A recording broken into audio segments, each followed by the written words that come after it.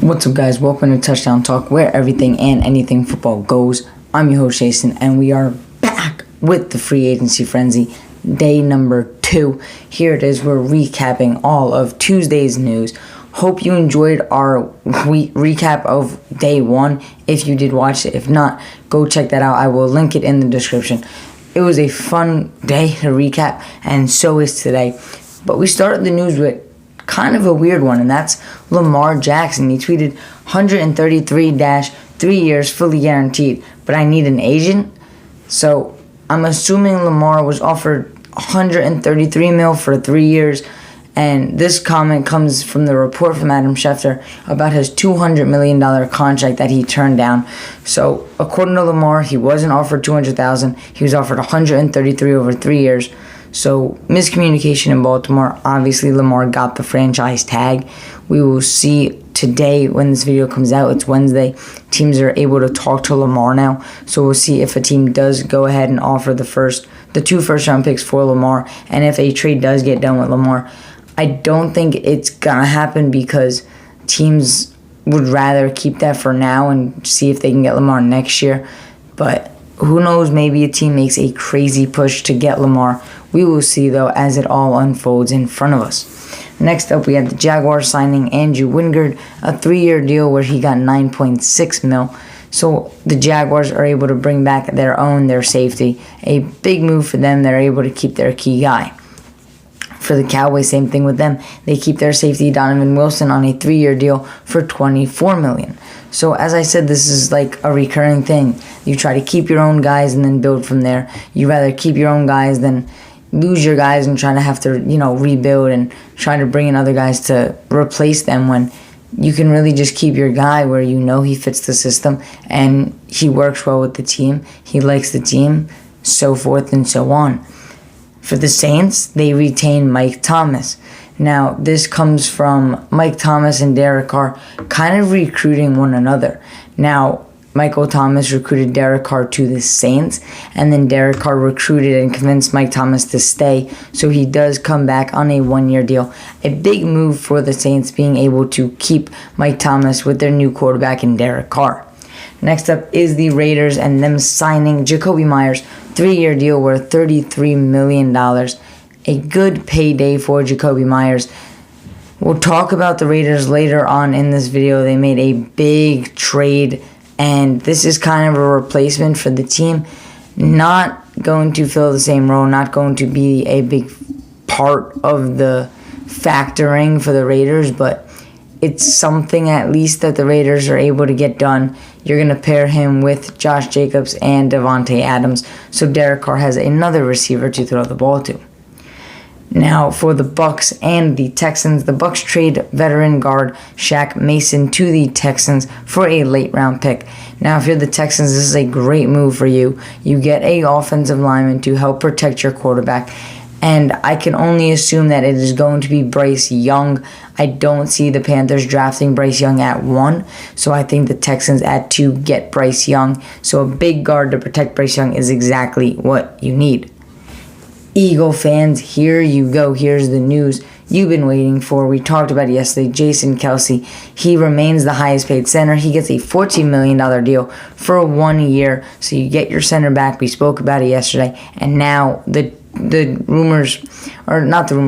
details of his contract come out as a 1-year, $14 million deal. As for the Falcons, we spoke about the Commanders yesterday and how their quarterback situation will unfold, and Taylor Heineke is now in a Falcon. He is going to compete with Desmond Ridder, I would assume, for that starting job. We spoke about both of these teams and really what their quarterback situations were. Heineke goes and gets a 2-year deal worth up to $20 million. I would assume that's with incentive base, whether he plays, how much he plays, if they win a certain amount of games, so on and so forth. But I would assume a competition is warranted with Desmond Ridder. Next up is the Dolphins. They were able to re-sign Raheem Mostert. He gets a 2-year deal worth $5.6 million. They also signed Jeff Wilson back, so they get to keep both of their running backs. Big for the Dolphins. They get to keep their backfield how it was last season and the speed that it was. Next up is the Vikings. They're re-signing their center, Garrett Bradbury. He gets a 3-year deal worth $15 million. So they are able to keep their offensive line to protect Kirk Cousins, who restructured his contract. Now, I don't know if the Vikings are going to make a push for anyone big. We know all of the guys that they're letting go. We're hearing the rumors about Dalvin Cook maybe being traded. He's on the trade block. We know that they cut Adam Thielen. Zadarius Smith wants out. Harrison Smith might be on his way out. So a lot of change for the Vikings, but Kirk Cousins changing his contract a little bit gives them some leeway money-wise. Next up is one of the reports that came out today that I found hilarious, and that was Aaron Rodgers' wish list for the New York Jets. Now, according to Diana Rossini, a report came out that Aaron Rodgers sent the New York Jets a wish list of the players he wants them to acquire, including Allen Lazard, Randall Cobb, Mercedes Lewis, and, get this, Odell Beckham Jr. Yeah, I said that right, Odell Beckham Jr. Now, there were reports last season that Aaron Rodgers and Odell wanted to play together. Odell was, connected to the Packers because of Aaron Rodgers. So this isn't too far off, but Odell coming off his second ACL surgery, he wants a contract. Are the Jets going to be able to pay all these guys? You already have Elijah Moore. You already have Corey Dave. You already have Garrett Wilson. So you got these guys on your team, so are you really going to go out and get 4 more offensive guys just to fill Aaron Rodgers' need and want for them? Rodgers is not committed to you yet. He didn't say he was coming to play for you. He didn't make a decision yet, so we will see. Speaking of Aaron Rodgers, he will be on the Pat McAfee Show. This video is coming out early in the morning, so you still have time. Pat McAfee Show goes live at noon Eastern Time, right around till 3 p.m. Eastern. Aaron Rodgers will be on the Pat McAfee Show at 1 p.m. I will be tuned in, listening to what Aaron Rodgers has to say. He did say a few weeks ago on the Pat McAfee Show that he could possibly be announcing his future on the show. So will Rodgers announce it tomorrow on the show and do it his way instead of having, these bullshit reports come out, as he likes to say? We'll see. Aaron Rodgers' wish list for the Jets. Is it true? Is it a rumor? I'm sure Rodgers will talk about it tomorrow on the Pat McAfee Show. So, little plug for Pat McAfee, but I will be tuned in on and watching that at 1 p.m. to see what Aaron Rodgers has to say. Back to our free agents. The Seattle Seahawks released defensive tackle Quinton Jefferson. So, a veteran on their team, they let go for cap reasons. Steelers make a push for an offensive lineman to protect Kenny Pickett. Yet another one, they get Nate Herbig this time. They get him on a 2-year deal worth around $8 million. So that is great news for Kenny Pickett, another lineman coming into block for him. Now this next one is going to rock the NFL, and that is a trade between the Raiders and the Giants. Now, remember a couple minutes ago when I was talking about the Raiders offense, I left out one key guy, and that's Darren the Baller Waller. He is now a New York Giant. The Giants trade a conditional 3rd-round pick for Darren Waller. This pick came from the Kadarius Toney trade.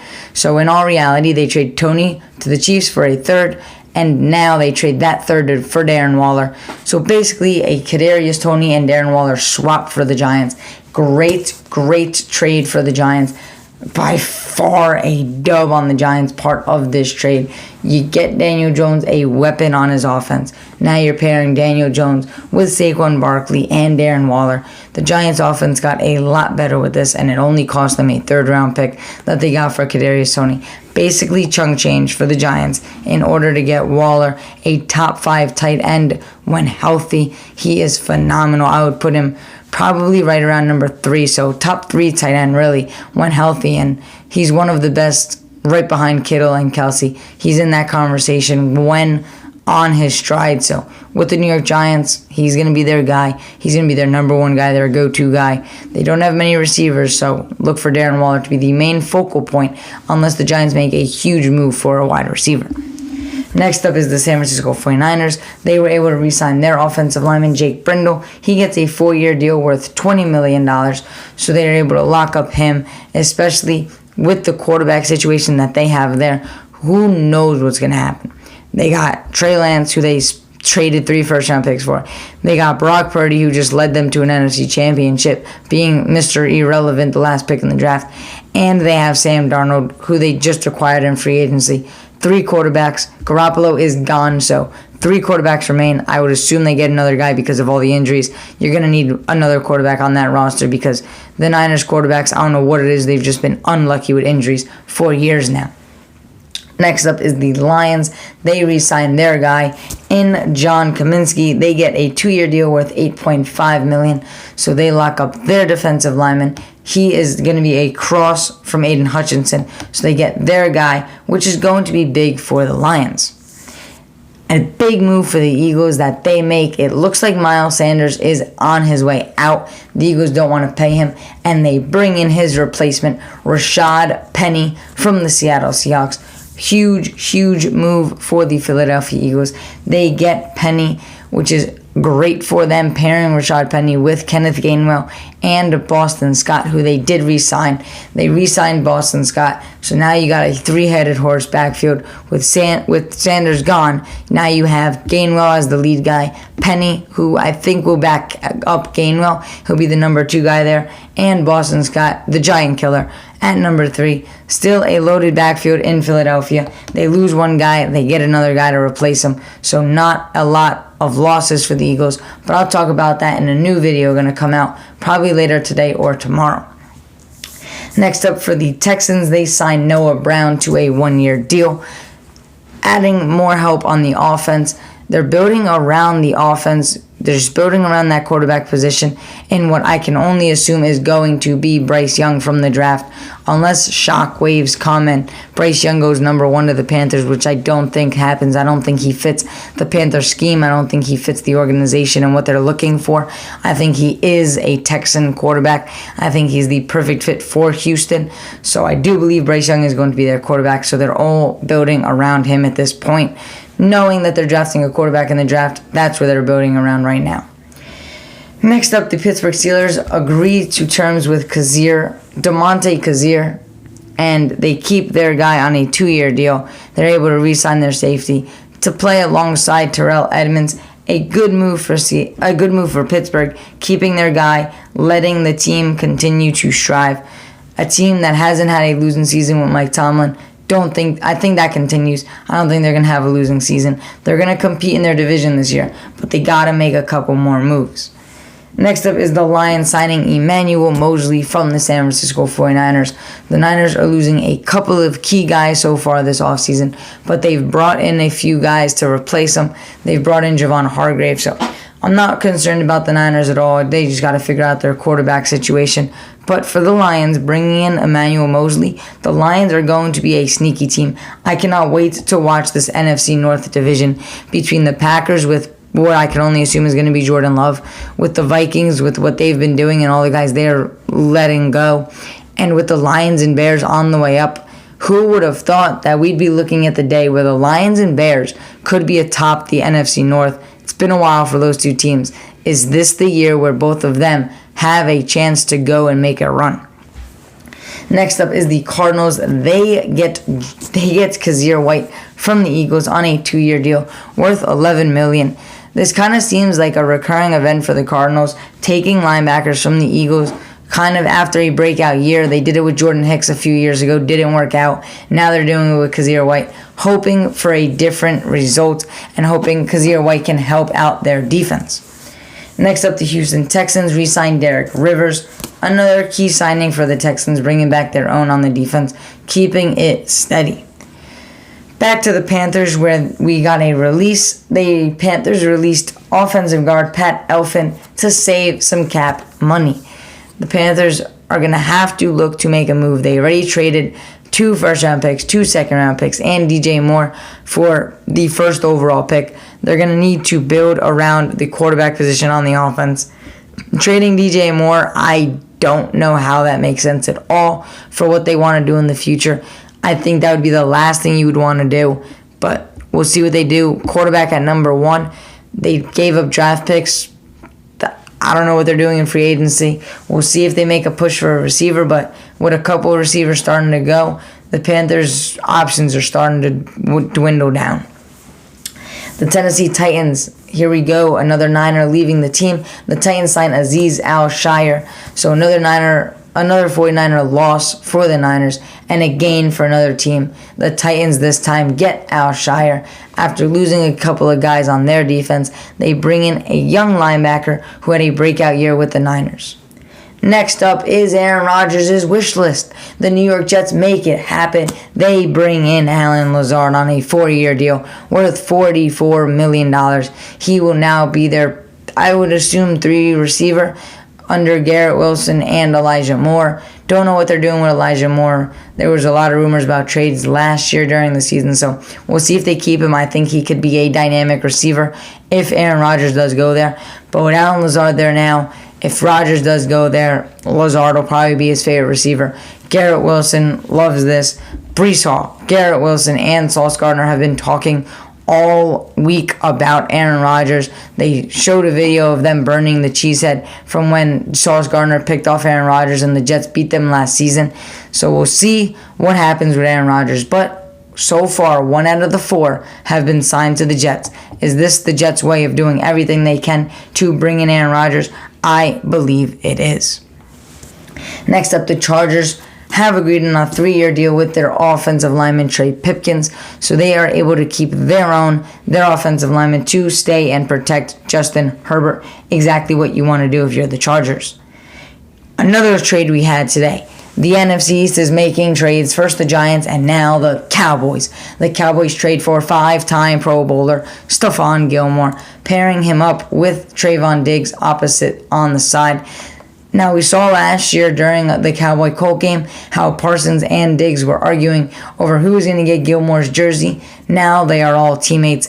Gilmore is on the Cowboys after a trade, and all they were able to give up is a compensatory 5th-round pick. So basically nothing for Gilmore, who's kind of at the end of his career, but still got a few good years left. He's going to be opposite Trayvon Diggs, so he won't be seeing the number 1 receiver. He'll be seeing the number 2, and that can work in the favor of the Cowboys, now having another guy on that defense next to Trayvon Diggs, which is what they've been lacking for a couple of years.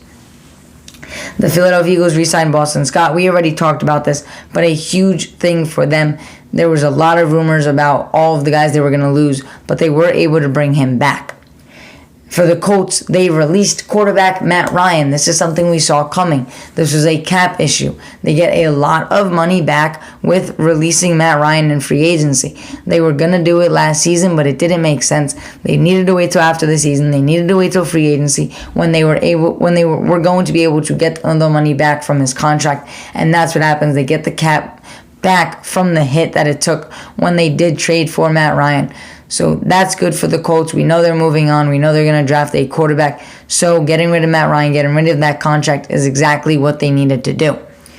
Back to the Cowboys, where they re-signed Leighton Vander Esch to a 2-year deal worth approximately $11 million. Good for the Cowboys. They're keeping their guys. They're bringing in new guys. Exactly what you want to do in an NFC East that's going to be competitive with the Giants and the Eagles still there. Don't like watching it all this season. They need a lot to happen. They need a quarterback. They need a couple of more things, and they're just not all there right now. I'm not saying they don't have no chance, but I think they're going to be 4th in that division once again. The Seahawks make a signing. They bring back Jarran Reed on a 2-year deal worth approximately $10 million. He was with the Seahawks, had a little stint last year with the Green Bay Packers, but is now back in the dark blue with the Seahawks. Exactly what Seattle needed, bringing back their guy who they didn't want to lose in the first place, but they couldn't re-sign him when they needed to, so now he comes back on a 2-year deal. Back to the Chargers and their offensive linemen. They release Matt Filer. This is coming after they re-sign Trey Pipkins, so one guy leaves, one guy stays. That's kind of what we've seen. That's kind of been the trend throughout the entire season, throughout the offseason and free agency. Next up, speaking of the Carolina Panthers and their offense, they are meeting with Adam Thielen. This is exactly what I am talking about. Go out there, make a splash move on your offense. If they could bring in Adam Thielen, that could be a great move. Looking at your rookie quarterback at number 1, this is going to be a great move if they can get it done. It'd be a great first step, a great move in the right direction for the Panthers, especially after giving up DJ Moore and all of the picks in the trade for number 1. Next up, the Arizona Cardinals re-signed Will Hernandez, 2 years, $9 million, for him to stay and protect Kyler Murray. There are a lot of rumors about DeAndre Hopkins and the trade rumors about where he's going to go, so we'll see what happens with that as well. As for the Falcons, they get Caleb McGarry back on a 3-year deal worth $34.5 million, so they keep their offensive linemen to protect Desmond Ridder, Taylor Heineke. Don't know which one, but one of them will be protected by their offensive line. Next up, the Ravens re-signed Trayvon Mullen. Yes, not the signing you want as a Raven fan, but it is a signing for the Ravens. Not the one you want with Lamar Jackson, but you get your corner, Trayvon Mullen, back. Next up for the Minnesota Vikings, they keep their kicker, Greg Zuerlein.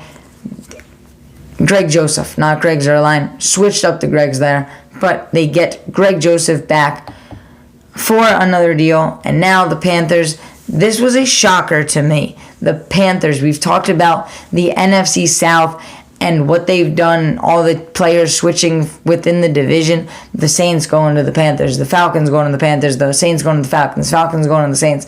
All of these 3 teams switching players. And another one, the Red Rifle, Andy Dalton, going from the Saints to the Panthers. He gets a 2-year deal worth $10 million. So with the Panthers probably drafting a quarterback at number 1, I would think Andy Dalton coming in to just be that veteran presence to help coach up the rookie, whoever that may be. Unless the Panthers are maybe going with Andy Dalton, definitely not. There's no way you trade 2 firsts, 2 seconds in DJ Moore for a non-quarterback at number 1, which you probably could get at number 9. So Andy Dalton probably going to be a veteran coach, teacher to help coach up the rookie. Another Niner leaving the team. This time it is Sam Sonny Buckham going to the Indianapolis Colts on a 3-year deal. The 49ers are losing a lot of their defensive players. It could be a problem this upcoming season, but with how deep their defense is and how good it is, I don't think it is going to be a huge factor for the Niners. The New England Patriots are able to re-sign Jabril Peppers. They get him back on a 2-year deal. So they're just re-signing their guys. They get Jonathan Jones back yesterday. Today they make a deal with Jabril Peppers. So the Patriots kind of focusing on their own guys this year. Different than last year where they spent a ton of money going after free agents. Next up, back to the Vikings. They re-sign Andrew DePaulo to a 3-year deal. So that another re-signing for the Vikings, keeping their special team unit together. As for the Bills, another restructure. This time it is Stephon Diggs. We already talked about Josh Allen, Von Miller, now Stephon Diggs. So the 3 main veterans there are restructuring their contract to bring in more weapons. Next up, we have the Philadelphia Eagles, a move that surprised me and a lot of people, and that is the re-signing of James Bradberry. I thought James Bradberry was well gone for the Philadelphia Eagles, not because of what happened in the Super Bowl, but just because of the cap and the money situation. I didn't think that Bradberry was going to be able to get a deal done with the Eagles. I thought he was going to get a bag in free agency with a team that needs a corner who's going to pay one. But the Eagles get it done, giving him 3 years, $38 million. So they get a deal done to keep Bradberry there. Despite the rumors about Slay getting traded, I don't think that's going to happen. So I think you keep Slay, you keep Bradberry, and you run it back with your cornerbacks. I do think they go for one in the draft. I love Christian Gonzalez out of Oregon. As you've seen on the channel, you see me wearing my Oregon Duck stuff. So Christian Gonzalez out of Oregon, I would love to see him in an Eagles uniform. I think that would be the perfect fit going into that situation. I liked it more when I thought Bradberry was leaving the team. But with Bradberry back, I still like the Eagles going for a corner just because of the rumors about Slay and the injuries that they had last year. It's always good to have an extra guy. Next up is the Steelers. They re-signed Larry Ogunjobi to a 3-year deal worth $28 million, so they keep their defensive guy on the team. The Dolphins, as I said before, they keep Jeff Wilson in the backfield. They keep them both together. A shocker here. When I saw this, I had to take a double look, and that is the Detroit Lions signing David Montgomery from the Chicago Bears. He gets a 3-year deal worth up to $18 million. So they get him on a 3-year deal for not a lot of money, kind of a cheap deal. But sorry, Lions fans, I do think this means that Jamal Williams is on his way out. I don't see a way where you keep Craig Reynolds, DeAndre Swift, and now David Montgomery with Jamal Williams. I don't see you keeping 4 guys there. I think DeAndre Swift will be the starter. He'll rotate with David Montgomery, and you got Craig Williams, the young guy there. So I do think, unfortunately for Lions fans, that Jamal Williams is on his way out of Detroit. Next up, another 49er leaving the team. This time it's offensive lineman Daniel Brunskill, and the Tennessee Titans are the team to scoop him up. So the Titans get help on the offensive line to block for Derrick Henry if Derrick Henry is still there. Next up is the Denver Broncos. They make a move to get Samaje Perine. They sign him on a 2-year deal. So the Cincinnati running back is now a Denver Bronco. Next up is a kind of a surprise, but hey, another Niner leaving the team. This time, Charles Omenihu. He heads to the Chiefs on a 2-year deal worth up to $20 million. So right around $10 million a year he can earn. And this is crazy. As I said, the Niners are losing a ton of defensive guys. Yet another one in Charles Omenihu. And next up, the last news we had as I recorded this video, and that is the Raiders signing Robert Spillane to a 2-year deal. And that will wrap up day 2 as this video is being recorded. And stay tuned because tomorrow, as I said, I will be recapping Wednesday's news, so you will be getting day 3 of Free Agency Frenzy. There should be a lot more to come today as we wrap up today's video.